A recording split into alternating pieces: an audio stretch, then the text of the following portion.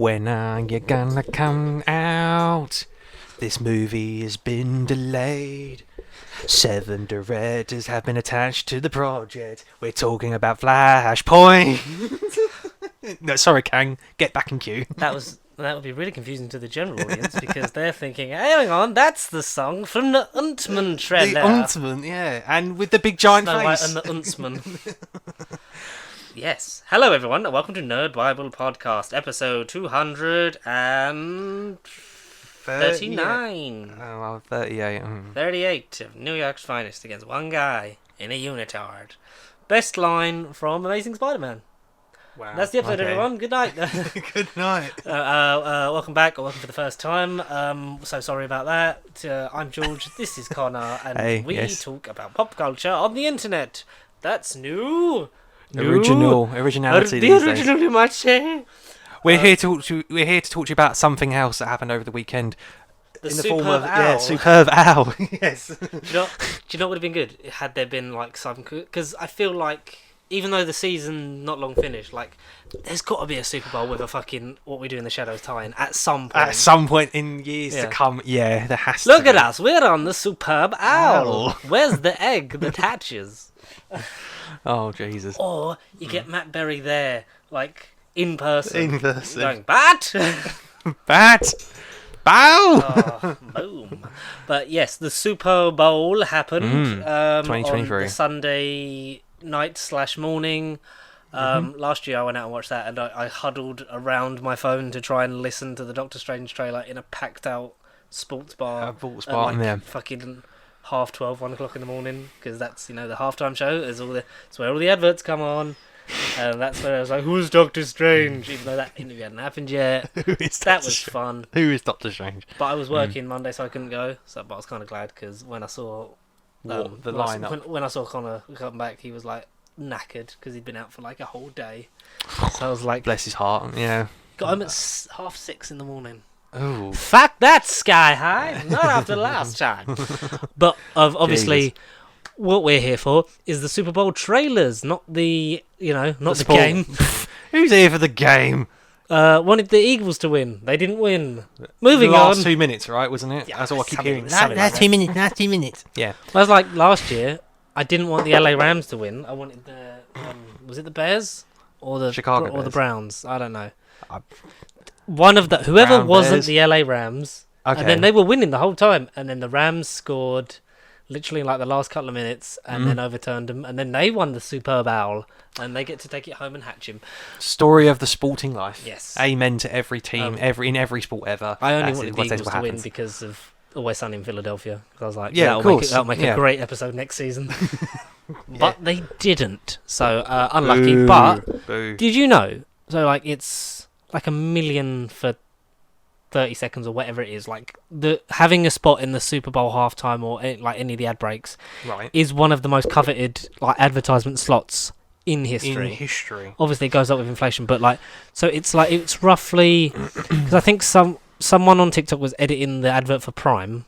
And it Right. was the first. So it was the first content-built business brand to advertise at the Super Bowl. All right. Okay. And I think it worked deal. out that their ad space was like 7 million for their ad, which is mad that you have. But all eyes are on it, and Yeah. the statistics show that more people now over the last couple of years tune in for the Super Bowl trailers than Than the actual event game. itself. Oh dear. it Okay. peaks during the ad break. So that's mental. It's smart for businesses. Very smart. So we'll talk about the fun one first. Yeah. We'll talk about the return of Walter White and Jesse Pinkman for the brand Popcorners, which they look like Doritos but puffy. But puffy. So they've been Puffy. popped instead of fried, and there's a whole bit of them like and it's the guy who plays the villain from season 1. Is there like how many of these like instead of like basically recreating like sort of loosely. Tuco, isn't it? Tuco. yeah. Mm-hmm. Turn it up slightly because we can yeah, and they talk about the flavors and stuff. Yeah, it's so well done, and the adverts that Bryan Cranston. What Bryan Cranston's been saying in interviews, like leading up to this, and since is like We said we were done. We did the movie. Yeah. We did Name. we did episodes for Better Call Saul because it all worked out that way, and this kind of felt like a last time to.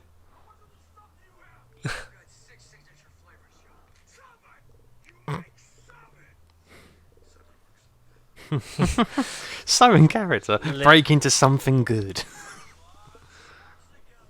Yeah, so like that was the fun Amazing. one. Yeah, that's good. I like that. That's good. Because he's he doesn't shave his head. He wears a bald cap, and he's like it was nice. It was kind of weird getting back into character because obviously he had to have the goatee again. He had Yeah.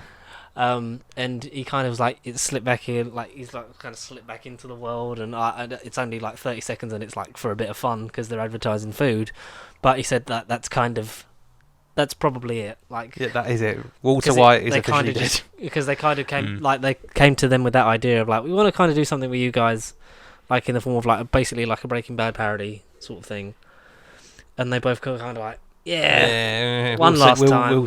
One last throw of the dice for a bit of fun. So that was for me the most enjoyable in terms of this is just a bit of fun, isn't it? And very civilized. I didn't see the Prime one. There was a couple of other brands in there, but very American, so I don't know. But Very American. the trailers. The trailers. Now, a lot of these we haven't seen, so we may do a video either on the channel or on TikTok about us reacting to certain trailers. But we'll talk about the big one that we've both seen at the end. Yeah, sure. And I'll kind of just say that Fast X looks... Yeah. X. Yes. Yes. X. Just Yes. X. Yes, Jason Excellent. Moore. Excellent, or just X? Okay, right. I forgot the other day that Fast 9 had actually come out. To be fair, that's a fair That's how statement. shit Fast 9 was for me. I don't know if you feel the same. It blinked and it 'Cause happened. Yeah. I kind of enjoyed 8. I enjoyed Fate of the Furious. Jason Statham nicking a baby or rescuing a baby Nicking from a the baby. plane. Oh, no, puts it back. Nicking a baby, yeah. Rescuing a baby orphan in a push chair, killing enemies. And it made sense because you had like a bit of payoff because you had Luke Evans back in it. You had Helen Mirren in there again. Yeah. So there was a nice payoff of the last 2 films, and because Hobbs and Shaw is. It was after. After 8? It's after, yeah. Yeah, so there's a bit of character arc going on there. If you want to say character arc and stories in these movies.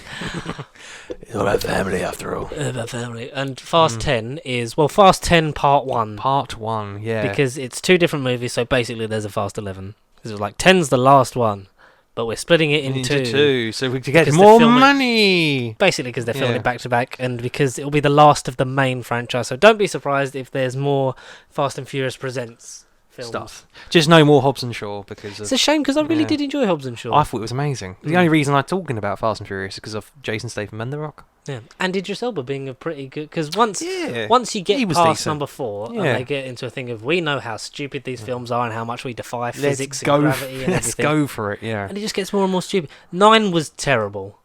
Like, it was like, okay, come on, stop. And it was like, okay, the last one is next. It's like, no, the last one is almost next. Crafty bit Jason of marketing. Momoa looks like he'll be fun. Yeah, it'd be interesting to see where he goes with that. Watching the trailer, I'd be interested to know what the cliffhanger is. Right. because you've got to assume it being essentially the same story split in half, that it's going to end on some kind of cliffhanger. And we know is that... it going to be Paul Walker literally dangled an umbrella over a cliff? Now, you say that... Or in a rocket going to space? But the visual effects people on this film have confirmed that Paul Walker's, he's like his character of Brian is in the film. In the movie. And alive and stuff like that. So maybe there's some payoff to that. Like, you're going to get some... With these films ending, at least we'll have the closure of all the characters and they won't keep parading around a dead man's face. Right, amen. Yeah, that's a good statement. Yeah, yeah. I have always, when they did 7, right, I think that was the most eyes on the franchise ever because 6 was so surprisingly enjoyable, as was 5. Yeah. Like, obviously, as it got into more of the realms of unbelievability. Unbelievably. And the sad, yeah. And the sad passing of Paul Walker have greatly affected the film, and everyone's like, "How's this gonna go? And how are we gonna end it?" And it ends in a way that when you watch it, even if you're not a fan of the franchise, it gets you because you know the real life undertones of it and what this is actually trying to say. and it's very sad and poignant. And I think for the hand they were dealt, it is quite a poignant and touching moment. Sadly ignored, Everything afterwards, yeah. because then his wife's in it. They keep mentioning it. Him, yeah. Like Brian, Paul, like thank God they don't show like a body double or something, or like because you see his car pull up to the house at the end of 8. End of 8, yeah. And then isn't it in 9? I swear in 9 though they're having like a barbecue. Yeah. Or is that 8? I'm thinking they have a barbecue and then you see like 8. You don't see a physical body double, but basically they all look up at him and you see like a silhouette and then it cuts to black. That might be 9. I think that's 9. Yeah. Because you see the car pull up to the house after Dom names his son Brian. Right. At, Yeah. At the family house, but his wife's in it and like offhandedly mentions him having the kids or something in 9. Yeah. Right. But Yeah. then Yeah. his Yeah.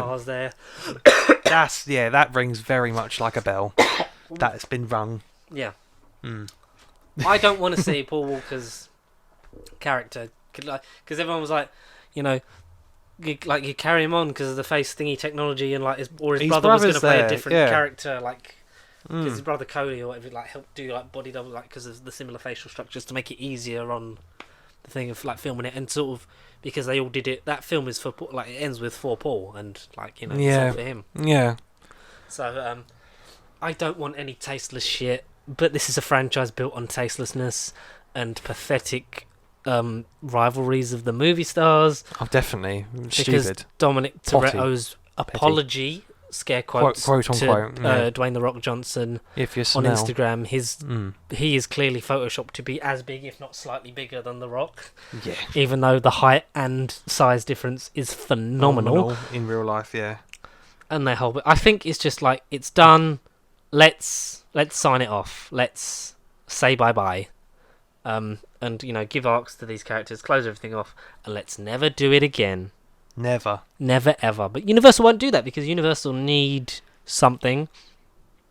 Never say never again. Because Jurassic Park's finished. Oh no. Like What they're a not going to shame. bring that back, are they? Not anytime soon, Not anyway. yet. Not for like 10 years, but you know. No. Good riddance. Dominion. I think out of all of them, you're kind of going to watch that and go, yeah, Fine. that's a film. I will probably see it, and it will probably be in the middle to bottom part of my list. Okay. Well, John Wick. I look so fucking good. Well, I'm not surprised by that. And disclaimer for me, I've not, apart from one trailer, which we'll get to later on, you can guess which one I've seen. I've seen none of these trailers. You've seen the main one. I've seen none of these You've trailers. seen the big one. So Fast X is just a car, 10 cars to me at the minute, and Paul Walker's in the movie. That's all I know about it. And Jason Momoa's the villain. Whether or not he's got any fins, I don't know. No gills, no fins, no muss, no fuss, no coconuts. John Wick is still in a suit and tie with guns. That's all I know about John Wick 4. I love. Do you know what I love about the John Wick trailer? Yeah, You get to see so much, but you don't get to see anything. You know what I mean? Like, Okay. Look at, It's one of them. looking at the story, you're like, yeah. this could be literally anything, and I will watch it. I will watch Keanu Reeves shoot people in the face for 2 hours and 49 minutes. It's the longest movie. Yes, I did read that. Yes. Yeah. Oh dear. Yes, and the fact it is, Oh dear. the fact is, because these are going to keep being well received. Hopefully, I mean, touch wood. it's Keanu until then, kind. but yeah, because he said, "I'll keep making them as long as people want to see me them." to. I can't wait for that. I can't wait for the fact that we're going to get the Continental TV show that's going to kind of be in between movies, but then maybe link up into them, and it's like, yes. But you've also got Ballerina, the prequel film as well. Yes. That's in production. Get the John Wick world into my eyes. The JWU. The Dwur. The Dwur. The Dwur. The Jason. The John Universe. John. John. How you feel? Are you pissed? I'm pissed off, John. I can't wait to see Lawrence Fishburne back. I can't wait for any of it. The action is always on point. We know that from his training, Keanu has described this as the most physical one yet. Well, great. It's the longest one It's yet. the longest one, yeah. I hope that we're not getting to a point where we're going to get so like expectant of these things, and then because every single How are you one going to top? has been better than the last. I don't know if you feel the same. I'd say 2. I think 2's the best. All in Really? all, I think 2's the best. I think in terms of because obviously the budget goes up because it makes more money each time. Retrospectively, yeah. And so the budget goes up, so it becomes more expensive, and it gets bigger in scope and scale. I really do love 3. Like, I think 3 is the point where it's like, you know what we are, here it is. Here I it think is. the smallest and what they do with 1 is magnificent, and I think 2 is probably the best made in terms of quality.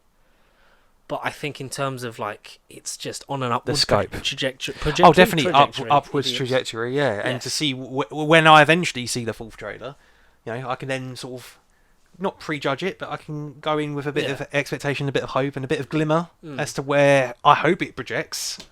But no, I've got fair confidence that Warner Brothers, Keanu, and John Wick, the character himself, won't go on a divergent course down the wrong path. No. It's on a very upwards trajectory, and it's Keanu fucking Reeves. I mean, who ain't going to see the movie? The guy's Jesus, he's great. The guy is literal. Professor Snape with a beard, what's wrong with him? Go and see it. But, yeah, it looks great. It looks It great. looks amazing, yeah. What other ones were there? There wasn't an Ant-Man one, was there? Even though they'd said... No. Because everyone was like, Um, where's the Ant-Man marketing, guys? It comes out, like, next week. time of recording, it's out today! It is out today. We've seen it. Yeah. No, we're talking about that later, obviously. We got, you know, because we said about it last time. So, the Guardians. Should we just talk about the Guardians one? Because I feel like the only one that everyone's interested in, we got to get to, and that I don't remember. Oh no, Indiana Jones. Right. And the Dial of Destiny. New coloured logo. It's all orange. It's so orange. I prefer the old look of the red to And the yellow. to the yellow. Mm. Yeah, keep it all the same. Classic. That- You can't beat it. The thing that got me was John Rhys Davies Yes. speaking to Indy in voiceover, obviously, as Salah Salah. from he's in Raiders and Last Crusade. Yeah. And so he's gonna have Reprise the yeah. role for what, Be the 30 odd years late, 34 something years later. something like that, and he's gonna be one of the only characters to be in 3 of them. Right, yeah. I think. To span past the original trilogy, because Brody was in all 3 originals, and then his pictures in Kingdom. Kingdom because the actors passed away, and they were like, Sean Connery's also dead in this universe too, which I think do you know why I think they did that in Kingdom of the Crystal Skull? Because Sean Connery was so good in Last Crusade. And they were like, we can't convincingly make it look like these guys have a big enough age gap, because obviously Harrison Ford's it's 20 odd years later.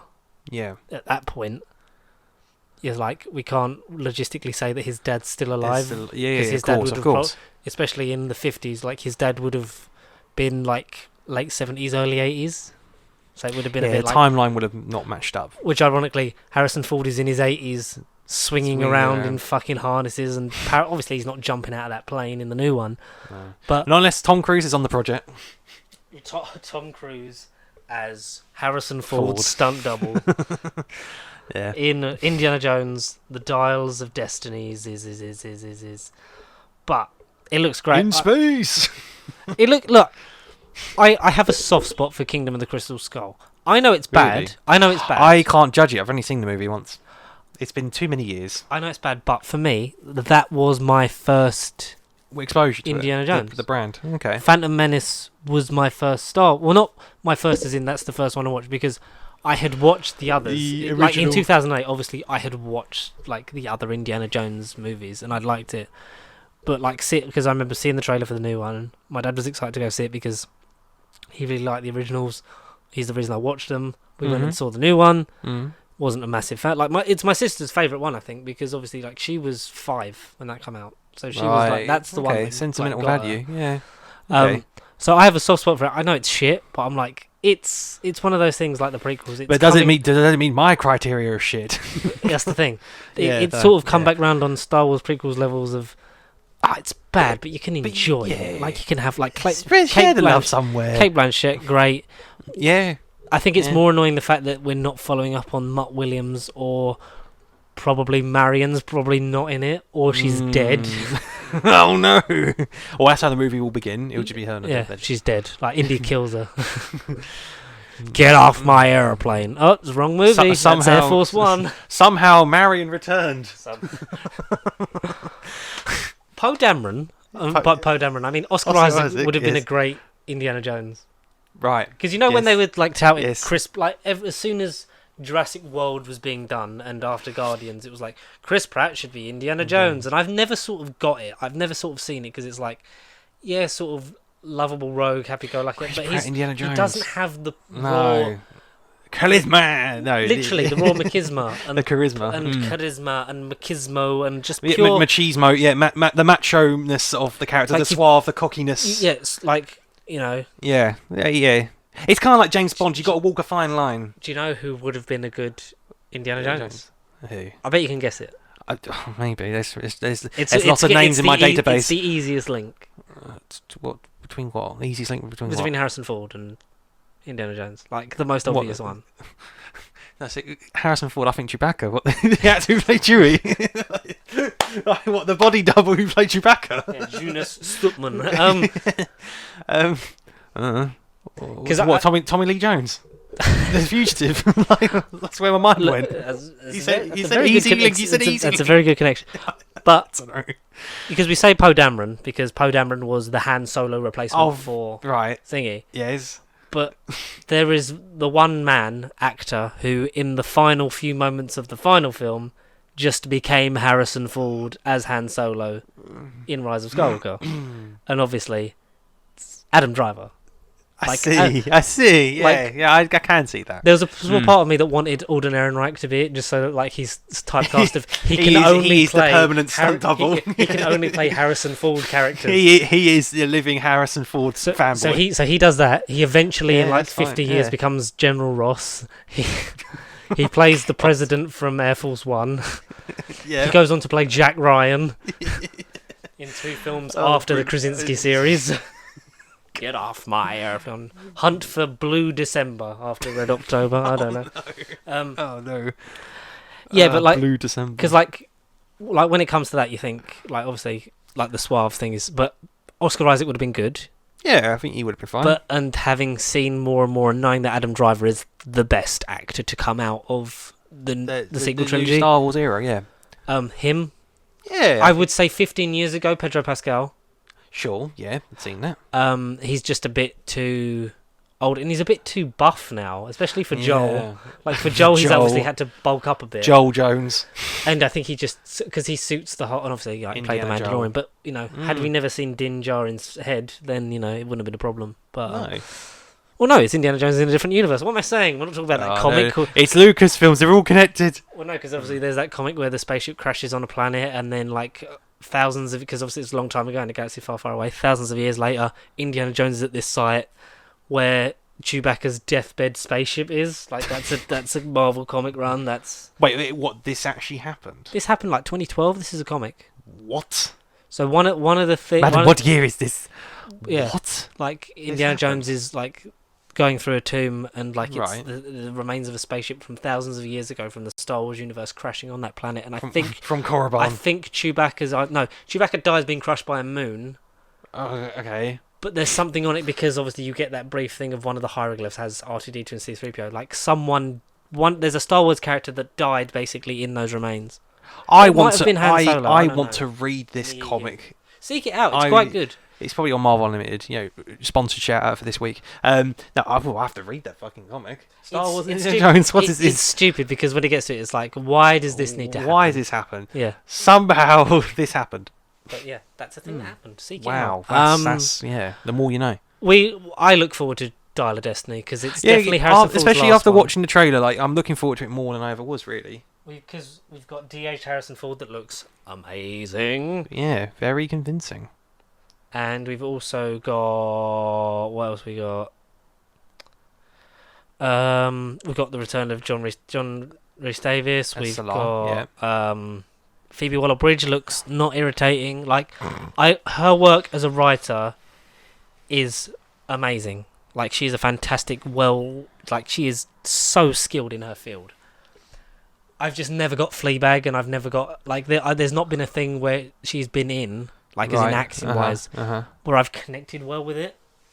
Okay. Even like the robot that she plays in Solo, I'm kind of like, this is just I don't know whether she's written that way written herself that way, or it's just an acting choice. But I look forward to seeing her in this because I think she'll be alright as long as it's not, because she won't be stereotypical damsel in distress because she can very much hold her own. But Mads Mikkelsen looks great as. Were you a Nazi? Were you a Nancy? Yeah. Mads Mikkelsen does great villain. We in know in everything, yeah. Casino Royale happened. Grindelwald happened. Don't know about the rest of the franchise, but Caecilius in Doctor Strange. Dr. Strongay, yeah. The most forgettable part of that movie, but you forget it's him. Mr. Doctor. It's strange, actually. Maybe. Mr. Doctor. Mr. Doctor. Yes. God, so good. It looks like a lot of fun. It's definitely going to be Harrison Ford's last one, and it'll probably be the last Indiana Jones ever. Until they decide it's young not. Indiana Jones on Amazon Prime or Disney Plus or whoever owns the rights. Did you ever watch Young Indiana Jones? I've seen snippets. It's Was it Young Indiana Jones Chronicles? That's the Yes. title, isn't it? Yeah. And there's a different person playing him when he's old. Yes. I think there's either used footage of Harrison Ford or there's a scene I where feel like he's in one episode. Like I he's think. maybe the pilot. Yeah, he's 'Cause there for a bit. There was no way in the fucking 90s they were getting him to be in that show. I just want to smoke weed and crash my airplane. Jesus. Speaking of that, Guardians of the Galaxy Volume 3. Weed. Sure. Oh, right. One last time with feeling was the tagline from Karen Gillan. Are you ready for? We're ready for one last ride. Are you? Certainly the with feeling. final Guardians film with this lineup. I must specifically state that because, judging by how Disney and Marvel and business works, this will probably not be the last ever Guardians of the Galaxy movie. There will probably be a There'll new be more roster, galaxies. There'll be but more it galaxies. probably will be a very long time from now. It's going to be sad. It's going to be powerful. It looks like, and it was said on Twitter, but I think it was Josh Carr who does Who Knew Podcast, that it really does look like we're going to have probably the greatest MCU trilogy, like in terms of quality. I'd say, yeah, just on terms of the fact that I think Civil War is the only thing that kind of lets down the Captain America thing. Not that it's shit, just in terms of it's a Captain America movie, but it's also a Captain America movie where everyone else has a part to play and has a thing that they need to do. And ultimately, at the end of the day, that is why you watch that movie. It's the Avengers movie. I think third act of Civil War is fine. For me, I think I don't know. First act of Civil War might be the weakest. If you're going to critique Civil War, I think it gets better as it goes on. Yes. For me, anyway, with Civil War. But yeah, moving back. But yes, because Guardians of the Galaxy Volume 3 looks fantastical. It looks like it's going to be fucking a hell of a fucking slog. We see Gamora. Like, we get the whole thing of I don't know. Oh, no, you've not seen this one, have you? Oh, you have seen this one. No, I did watch this one, yeah. Yes. But so the whole... I don't know if you I was in love with... with... Yeah, you're not... Yeah, I fell in love with you, but no, you just came back a dick or whatever. It was something like... she's talking to Nebula. Yes. Or whatever, and it's like... And then they have the moment. They have a brief moment. It's like... I've never noticed... No. I've never noticed how black your eyes are. You have a nice set. My father replaced them as a means of torture. And he picked a great set. Yeah, he picked a great set, yeah. Because we've kind of seen Nebula come round full circle. Yeah, she's had a full-on journey. Yeah, would you be surprised if she died? Because the texture of the logo is normally of the person that dies in the film. That's kind of the thing. Spoiler. Because, the first one was like woodeny and Groot died. Yeah. We obviously have buff adult Groot because he's grown back, but it's a completely different version of Groot because he's gone through a different life cycle to the last one that got there. OG Groot, yeah. And the second one was blue and red, and that was Yondu. Yeah. And this one seems to be the colours of Rocket Raccoon, and he's getting a lot more in the trailer. And James Gunn even said that Rocket was the reason that he came back. Oh, okay. To get him. to get him like full circle to actually finish his story, because he didn't think anyone else would do it justice and would never do it to the way that he wanted it to be done. We obviously get what's her name, the Otter. The one that's listed as his associate in number 1, like she's his like Lila. significant, Lila. Yeah. We see like them having a hug. We see the villain, quote unquote, like the high evolutionary. the high evolution. He just hates things being the way they are or whatever, and like wants to change things. And we see some of the process of Rocket being genetically engineered. Yeah. I wouldn't be surprised if Rocket died. No. He'd be the one I'd want to die the least. Though. Oh, That's the thing. All right, so you had Chris Pratt dies, I'm fine. Is that the one member you would just kill off, and everyone else can live apart from him? Look, nothing against Star-Lord. Nothing against and Peter Quill. Yeah, Peter Quill. Yeah. I just think there has to be stakes. You can't just kill off like Mantis, No. especially after she's the been so Guardian well special. fleshed out. Yeah, especially after special. No, you can't. I think Batista will, because end of contract. Either that, or we'll just never see his character again, unless in a few years' time Drax rocks up in a Guardian story, and they just Right. say to Batista, "Look, it's like half an hour of screen time. Here's $15 million." He's this generation Hugh Jackman. They approach him in the Huge bar. Jackman. Fuck off. Instead of Hugh Jackman, he's Huge Jackman. Huge Jackman. No, they approach him in the bar. Fuck off. Like he's the next generation of Hugh Jackman. Nothing In can cameo. go over my head. My reflexes are too fast. Wait, how did you see me? I'm as still as the moon. I'm invisible, damn it. Fuck off. Hi, Drax. Damn it. It's going to be nice for like how the Gamora thing's going to end, because that's obviously going to be the thing of, you know, trying to make her remember, and he'll maybe just, because I don't think we'll get her back and then she'll die, because I think that's just No, that's ultimately pointless. yes. Nebula you could, but also Karen Gillan has said she doesn't know whether she's done or not. Like she's like, this is like, if this is the last time I play her, then I'm thankful for it. Like if I get the chance to do it again, I will I will jump at the opportunity. Yeah. I think possibly start, just because, you know, Chris Pratt has had some very bad views about homosexuals. He supports a church, like basically ins and outs won't go into, but brief summary is the church that he supports and helps like donate to believe that you can cure homophobia through, I think it's hypnosis or something like that. Yeah, So obviously yeah. not good. You can No. distance yourself from him now, and you've had him in the Avengers Endgame, and it was all well and good when we did that, because no one knew what a prick he was.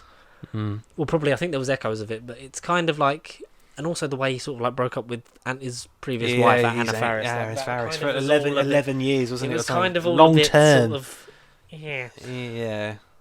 So And then quickly ended up with Arnold's daughter. because you can do another Guardians, you can have Adam Warlock in it, because he looks great in the trailer. Yeah. Will Teenage Poulter. I mean, I wouldn't have cast. Well, I don't know if I wouldn't have cast him as Adam Warlock, but I mean, I like what I've seen of him so far. But he's a character in terms of the MCU that has longevity, so it would be pointless introducing him and then going, bye bye, mate, kill you off. No, he's definitely not going to die. No. And James Gunn said, like, basically, naivety-wise and like world weariness, he is essentially a child, because he's born either just before the events of this film or at the beginning of this film. Like, Yeah. because obviously we saw the pod at the end of, or he's been alive for a little while. A little bit. Yeah. We shall call him Adam, yeah. Adam. Maybe he's the last of the gold people, because maybe they all got blipped. Or Maybe. most of them got blipped. Or like they get blipped and he just is born into nothing and has to go out and find himself, and that's kind of a Right. soul search. So I'm looking forward to seeing Will Power. Like you say, I wouldn't have necessarily thought of him as, he'd be a good Adam Warlock, No. because you'd go for maybe a Richard Madden, Zac Efron, Yeah. Taron Egerton type of young. I know Richard Madden's a bit older, but like young, good looking, and just could play like blank Superman that's got to sort of like find himself. Yeah. Adam Warlock and Hercules. I'd go for that sort of architecture. Yes, A little bit. Brett Goldstein, Brett dual wields. Goldstein, yeah. Yes, father. That's the one thing that took me out of Thor. Well, no, the main thing that took me out of Thor Ragnarok was how fucking bad it was. But the thing that took me out, because I enjoyed it at the time, but it's like, the more you look at it, the more it's like, this is all totally pointless. But the one thing that took me out of that scene was just like, it's fucking Roy Kent. It is Roy Kent. Oh my As Hercules. Fuck off. Fuck off, Dad. Fuck off, Dad, I'm going to kill Thor. Yeah, it looks fun. I think we're going to see a few deaths. I don't think it's just going to be one. No, I think, no. There has to be more I think than one. I think Rocket's like almost dead on. I think Drax, and I think Star-Lord. Nebula, yeah, maybe. Nebula. Or her ending's going to be left ambitious. Yeah, we won't know what happened to her. Yeah. And they'll sort of... But I would not be surprised if we saw all of them one more time in Secret Wars. Secret Wars. Yeah. Maybe different versions of them. Maybe you get Yeah. a de-aged Kurt Russell version of Star-Lord. Oh. Yeah, maybe. Maybe you get... Do you know what would have been good? Had he still been alive, Hmm. that would Who? have been the best place to see T'Challa Star-Lord. Like, rock up in Secret Wars and be like, look, I'm here. Or maybe that's how you get a different version of T'Challa, and then he stays in our world. Because obviously, like Winston Duke said, wouldn't be surprised if they recast T'Challa at some point after Secret Wars, which we kind of all were before the movie. We're like, yeah, we can see happening, but they're just going to age up to Son. Yeah. Which I hope they do in semi-real time, because that kid is adorable. Yeah. Looks like he could have actually been Chadwick Boseman's son. Yeah, they do look 'Cause he's alike. not, It's is he? No, he's not, crazy. yeah. No, it's crazy. And it would be nice to see him sort of grow into the role, like alongside like an literally, Ironheart Yeah. kind of thing. Like have the Young Avengers, which they've got no plans of doing. Like have them sort of exist. Let's talk about the big one before we get on to our main thing of the day, which is that. And can I show you one thing before we do go so? on. Yeah. Because this is not Super Bowl. This was today. Okay, right. We have live on the air right. because they're filming the first Shooty Gatwa Christmas special. Ding dong. So they were filming 3 Santa specials. Claus David, is they done coming to that. town. They were doing because Series 14 was at the start of the block, and I think this is either the start of Block 2 or the end of Block 2. And it's the Christmas special because we've seen set stuff of Millie Gibson with presents. There's been like set decorations of Christmas. And she's looked at the TARDIS as if she hasn't seen it yet, which wouldn't be the 2024 Christmas special. It'd be No, the it would be the 2023 one. first. Yeah. We have an alternative costume For Shooty. for Shooty Gatwa. Oh my goodness. Dare I say, it is glorious. Right. Right, I'm gonna show the worst version of it, and then I'm gonna show it. It's so the fan art version, and then you're going to show me the yeah. So that's him in the TARDIS. Okay. It's a different jacket, obviously. Right. Huh. And now, are you ready? Oh, okay. Okay. I am digging that 80s vibe. Yeah. Right. So, okay. So we're gonna have a yeah. John Pertwee-esque, like, I think this was described like Stephen Moffat when he talked about Series 7B. Matt Smith was like, it's not exactly the same outfit every week, but it retains a common look. Like Pertwee didn't always wear the same exact jacket. He had lots of different velvet jackets and ruffles, and some bow ties, some no bow ties. Yeah. But I really fucking like that, and a lot of people said this is so much better than the promo one. Now I kind of agree, but for me there is something to be said about like that one. Like I like that.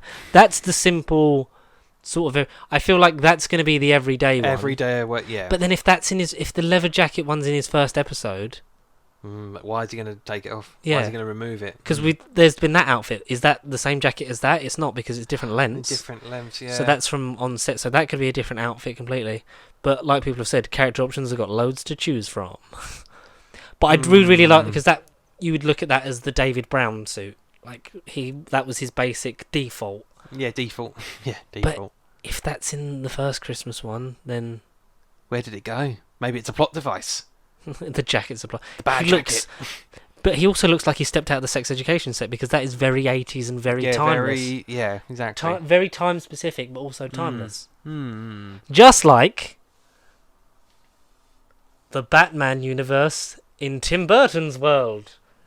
That was good. The Batman universe in Tim Burton's world. I know, like, you shouldn't call that a segue, but fuck me, I just made myself tingle a little bit with that one, because we got the trailer for the Flash Man.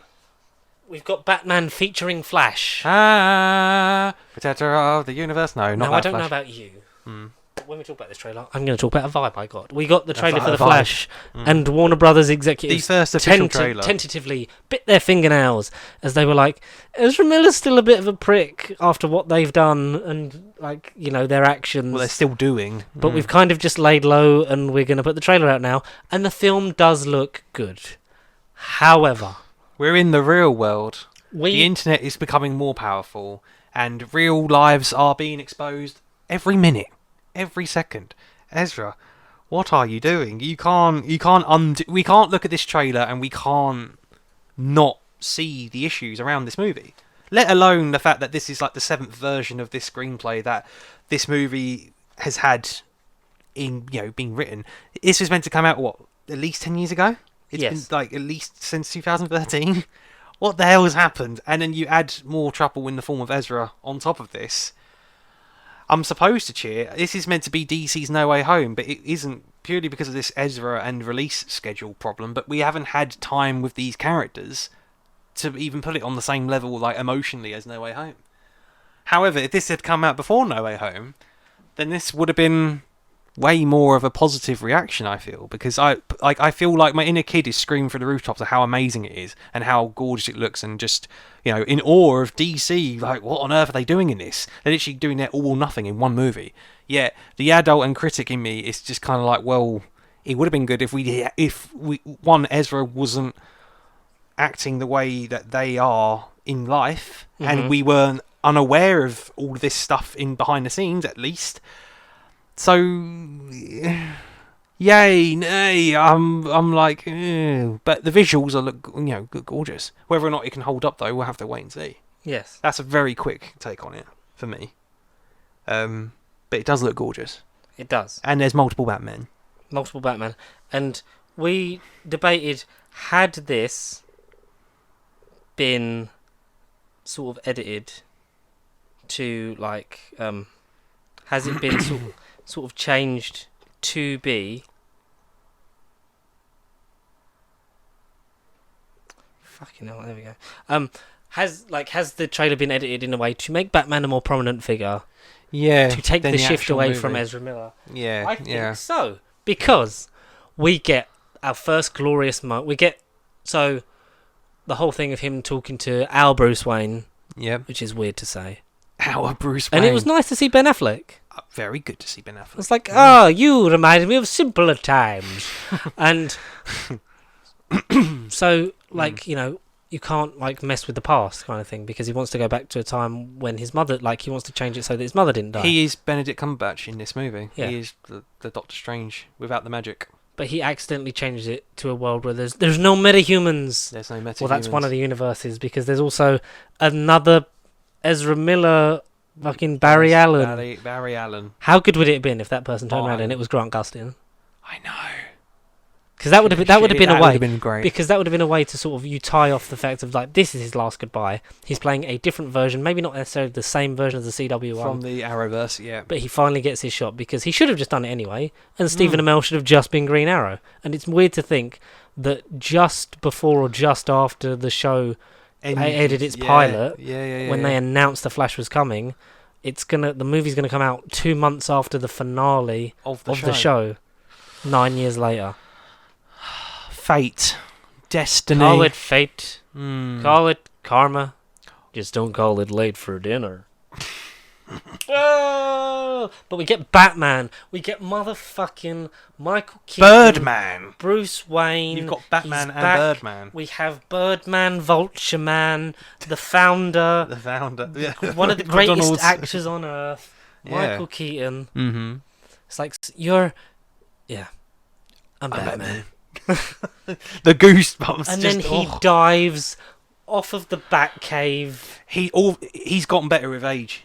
The amount of agility that Batman incarnation's got now. Yes. Jesus. And Jesus Christ. we actually see different versions. Like, is it a different Batcave, or is it slight? Because the one in '89 didn't have that much. No, scale. I think it's a different cave. Because I know it was slight, but we've since been told that apparently the Joel Schumacher films are not continuations of the Tim Burton films. They're not. They are their own universe. Oh, okay, cool. What each? So Val Kilmer and George Clooney are different from each other, or are they meant to be? They're meant to be the same in term. Well, they're all meant to be the same one, because you have the same Alfred, and you have the Bat family, and you have the carryover of Robin. Yeah. So the Joel Schumacher universe and the Thingy universe, but you could have a thing of, like, they're all different.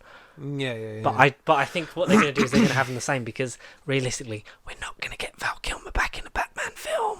Because unfortunately, it was hard enough getting him into Top Gun, and that was a nice way to sort of service Val Kilmer and his legacy towards Top Gun. It would be lovely to have him back as Batman, because I think he is deeply underappreciated.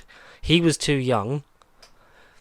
George Clooney looked too old. Yeah. And let's be honest, the script was shit. Abysmal. Yeah. Atrocious.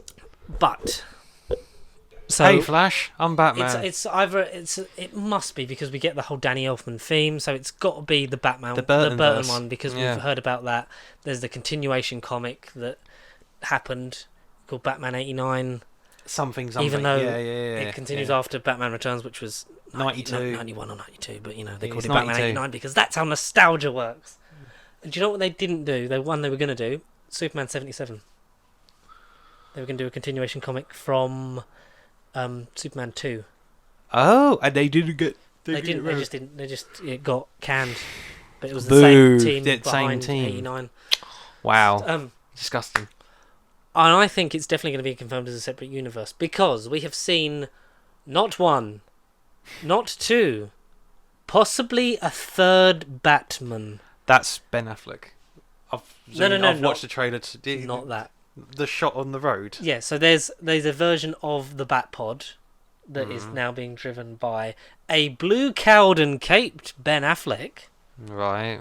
But DC apparently said, and I don't think this has been confirmed or denied by James Gunn yet. Okay. The fact that there's going to be one of the returning Batman is going to be like similar to the original plan, was going to be the DCU Bruce Wayne. Or the DC Bruce Wayne. And the most obvious answer, and the picture with all the articles, was Christian Bale. Now, if you're going to do a Batman, like, it's probably not going to be because we know we're probably looking for a new actor for Bruce Wayne for Brave and the Bold anyway. Yeah. But Standalone, that is. I think we have seen the third Batman in the film, I think. Because we've seen a picture of Michael Keaton without his cowl on. And Michael Keaton, as we know, does no longer have his luscious curls and his longish hair. His longish hair, no. It's short, it's grey, it's spiky. But who is the person in the Batcave with shoulder-length grey hair? Who is that person? Because I think I know who it is, and I think it's going to be a surprise, and it's going to be an Andrew Garfield reprisal moment for George motherfucking Clooney. Well, Similar stature. There is a screen grab of someone facing back to camera. Yeah, with the grey hair. Grey when hair. he's opening the library, and you think that's George Clooney, as opposed to Michael Keaton. I think that's not Michael Keaton because we've seen the set stuff and one of the screen. Michael Keaton's got slightly longer than his because his normal hair is like the sort of like just a bit of fluff, but he's got a bit more of the the look when he took his helmet off in Homecoming, and it was spiky. It's like that, but a bit longer. Yeah, okay. So whether that's a heavy sword, but it's more white grey. This is a sort of more darkish grey wave. Thomas Wayne. See, I think, however brief this is, Yeah, it's going to be Blink moment. It is going to be akin because what Warner Brothers will have done, because like as you've said, this is like the sixth version of this film. Yeah. Ezra Miller Too got many involved times. writing it. Yeah. And if Andy Muschietti walked away, I genuinely think this film wouldn't have happened. No, probably not. No, not at this point. Because when I'm re-listening to the Big Damn Cast, like I said, and like one of the early episodes is the director before Muschietti has walked away from it. I might Google the directors just out of curiosity. So, however many treatments this has gone through, this originally being Flash, and then Flashpoint, and then a Flashpoint that changes the DCEU so that it fits because it's like Ben Affleck doesn't want to be Batman anymore and we've kind of got to rejiggle the things to now it is definitely a version of Flashpoint that will change the DCEU into the DCU. Yeah, definitely. 100%. Confirmed. And they will have looked at Spider-Man No Way Home coming out in December of 2021 and gone, that made money. And what we know of movie executives, Connor, is that they make all the wrong decisions, don't they? 100%. Every time. So, Every time. what would they have taken from seeing Andrew Garfield back as Spider-Man? They'll go, he wasn't so well received and he didn't really make good movies, but everyone loved him. And that's why we're going to put George Clooney in this. Because ideally, I think, they would have wanted to go Michael Keaton, Christian Bale, and Ben Affleck. Or they would have thought, because I don't think there is any possibility that Christian Bale is in this movie because I don't think he can be asked. Yeah, because I think a big thing for him was, if Nolan's not doing it, I'm not doing it. We signed up for the thing of we do the trilogy and we bow out, and it was always on that. And I know they tried to tempt him back because they wanted him as the Batman for Batman v Superman. Like they tried. I don't think he would do it. He maybe as a thing of the cameo of like a world that they pass through and maybe a brief thing. A brief second, yeah. But I think in terms of maybe playing a part in the story akin to the other Spider-Men, I know I'm going to have to link back to it because that's what this screams of. Yeah. I think it's going to be like that, and I think George Clooney's going to get his reprise because sadly, due to health, we're not going to get Val Kilmer, and I think Val Kilmer would have been the other option had he been well enough to do it. And had he still been able to, use his voice, I think they would have gone Val, because Val, Forever was very well received. And I think that would have been great. But we're going to get Michael Keaton, Ben Affleck, and I am betting my bottom dollar that George Clooney is in this film as the third Batman, because we know what they would have wanted to do after Christian Bale, and it would have been Robert Pattinson. It would have 100% been Robert Pattinson.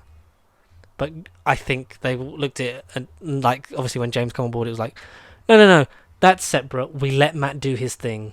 That's its own universe. If it links into an Avengers Infinity War, Secret Wars style portal scene in 15 to 20 years' time, fair enough. But not right now. So, yeah, that's what I think. Just no comment. I'm baffed. George Clooney in The Flash. No, just don't. Do you not think? No, I'm baffed. I'm just no, I don't see it. You don't see it.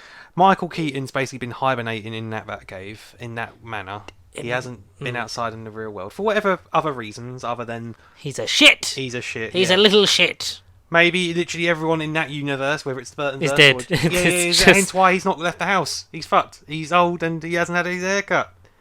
So he's like, for the last time, he's like, right, I'm going to put on the suit. Yes, my super coat, my eyes are covered by my hair. Maybe the helmet's going to have a barber or two inside the costume. They're going to have hidden pair of scissors in the cowl, and maybe they're going to cut his hair as he puts the suit on, and he's going to be like, I'm Batman. A drink wager, a beer on George Clooney is in this movie. I say yes. You say no? Fuck no! No. It can't be George Clooney. No, I'd say fuck no. And let's smash cut to... when does this come out? June. Smash to 16 episodes time when George Clooney's face is on the... When Steve Carell's in it. I wouldn't mind a Steve Carell, but I think Steve Carell could have played... Bruce Wayne. God, no! Bruce Wayne in the 90s, definitely. He would have been akin to Michael Keaton. He would have been a Keaton to Michael Keaton. Too many lines! But yeah, that's my thing. Supergirl looks great. What's the point when we're getting Supergirl, Woman of Tomorrow? Unless... we think, yeah, exactly. Because this is a real grey area. We don't know what's going on with Supergirl. This is an Elseworld, technically, because we get Michael Shannon back. We get the events of Man of Steel...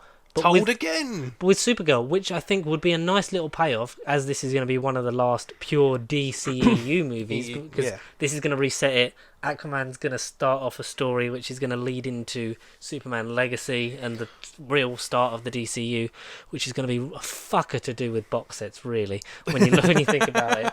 But, yeah, Jesus. And we get maybe a nice payoff to the fact that in the Fortress of Solitude in Man of Steel, there is an empty pod that is specifically there to reference Kara. Yeah, Zack Snyder always implied that, yeah. So this is going to maybe be the payoff of that in another universe. But somehow... It's nice to see Michael Shannon. It's going to be nice to see, hopefully, the good bits of Man of Steel again. Told again! With more colour. And you think possibly are we going to get a reprise of the Lois is the key? No, that you see, that's not George Clooney's definitely in the movie. That's definitely happening moment. But I just think if you're really going to cap off, do you think it's going to be like that's how you put a pin in it? That's part of events. That's how I would do it. But no, it won't be in it. It won't be in the movie. It probably won't be addressed. That won't be addressed. But I would, if I was Andy Muschietti, if I was said director, I would have that serve a point in the plot somewhere. Not even have to be the ending, just for a piss take. Be like, Lois is the key, cut to black. James Gunn's the key. Just a payoff of a different universe. Yeah, but no, it won't be in the movie. It won't get addressed, and it won't happen. But me personally, I would have written that in, but it won't happen. Yeah, I'll bet on that. I'll bet against myself. Betting against yourself. I'll bet against myself. My selfish desires. Yeah, it looks fun, but also it's like No Way Home's out. Why are we excited for this movie? Like, what is the Well, point of being excited for it? Yeah, no. Well, 'Cause- do you think this could, if regarding Ezra and controversies and everything else, do you think if this is all handled decently, considering it's DCEU, nothing's been done right, do you think this could potentially Hallelujah, brother. cap either to Multiverse of Madness or go slightly beyond? I think in terms of, you're going to look at a multiverse movie Yeah. with different versions of characters, yes, on a basic level, I think this is going to do better financially and critically Yeah. than that. Multiverse of Madness. Yeah. Yes. Will it be a better made movie? Probably not. No.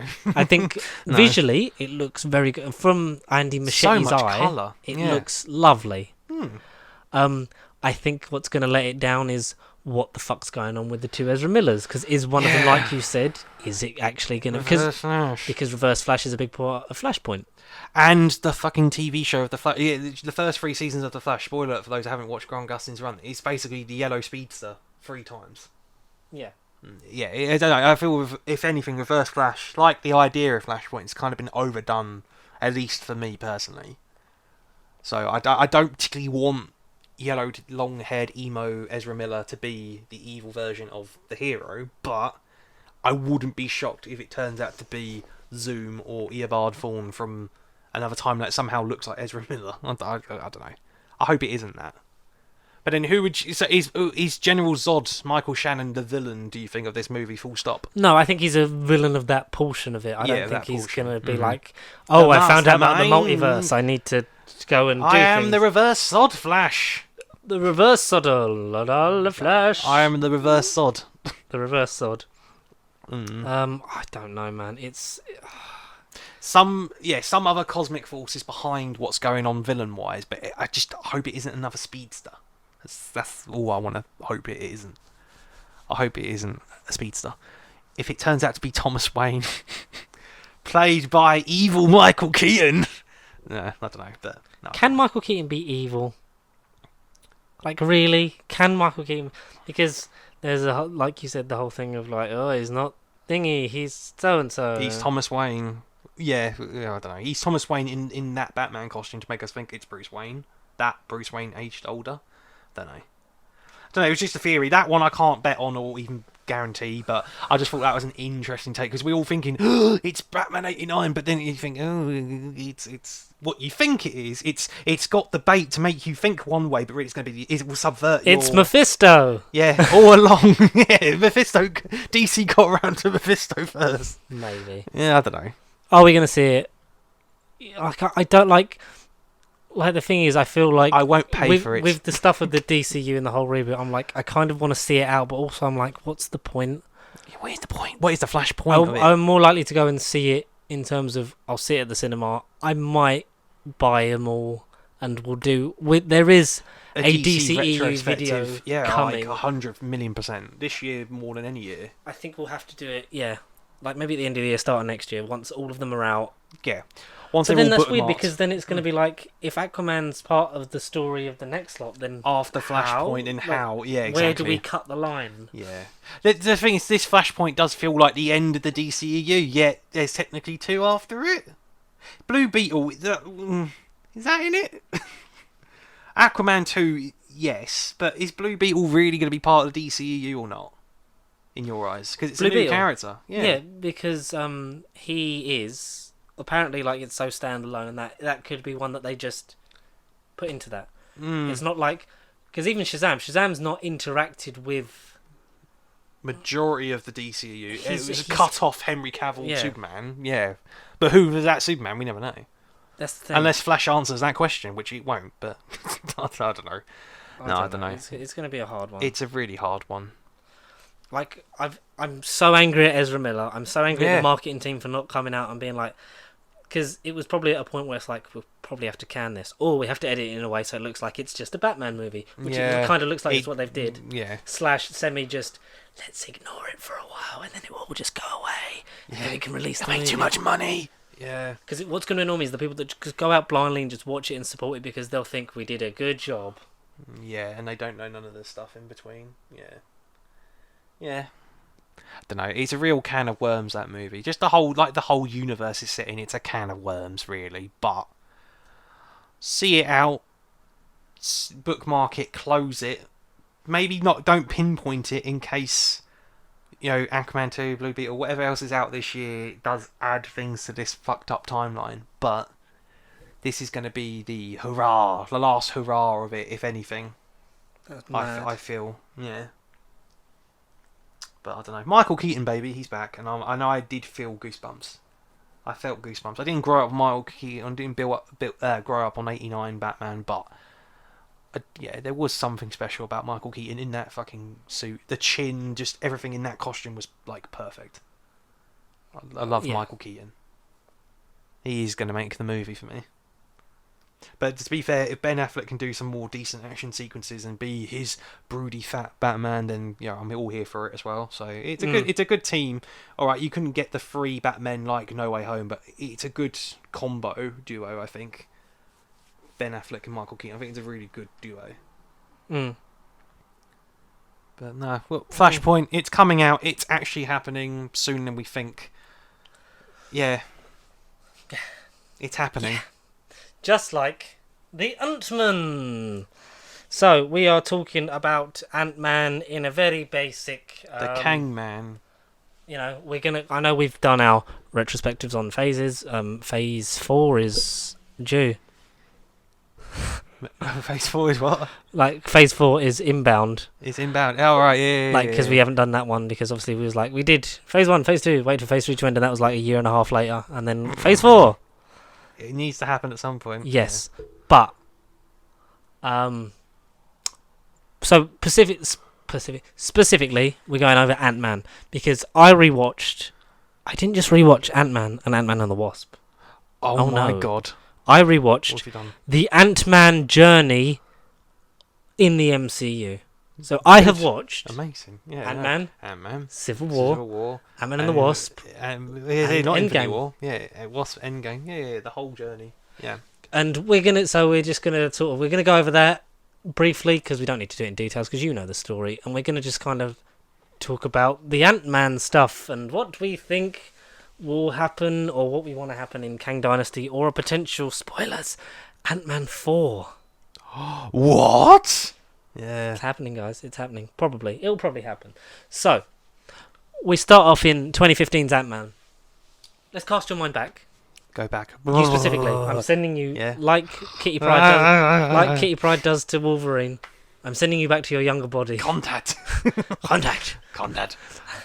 the polarity of the neutron flow. Ringing at the fucking door. So many people here. It's like just fucking. It's too late, man. Go away. Go away. Closed. Okay, so yes, 2015. I'm back. We're back a bit before that. Back before 2015. So we're about 2013. Okay, right. Yes. Okay. Oh, Matt Smith was amazing as Doctor Who. I love the Doctor. He's ruined me life. He's ruined me life. Fuck that guy. Actually, I don't think it's happened yet because Comic-Con's a bit before November. So, thought Nightmare in Silver was shit. I don't know. I think this is meant to be my voice to represent an amalgamation of us in 2013. Like, of Irish people back in 2013. The funny thing is, there was no Irish accent in that. That's just Northern, you racist. It sounded like a Louis Leprechaun. Have you seen the Leprechaun movies? No. Fucking Warwick Davis, I need to. For Willow's sake, I need to. Phenomenal shit. Yeah, okay. Like, out of all the horror slashes, Leprechaun in the Hood is amazing. Oh, I can imagine. I can imagine. Yeah. So Edgar Wright. Yes, right. Has just come out on stage and talked about how he's going to do the next Ant-Man film. He's got a comic. It's still Paul Rudd that's going to be Ant-Man. It's still Scott Lang. I don't know who either men are at this point. So who's Edgar Wright? Who's Paul Rudd? You know who Edgar Wright is. He's the Shaun of the Dead guy, the Hot Fuzzman, and the maybe I've just done the World's End man coming out soon, man. Yeah. I was really excited for that. Before I was big on like filmmakers Marvel and stuff. Yeah. I was like, Edgar Wright's good. He's damn good. He's one of them that you like.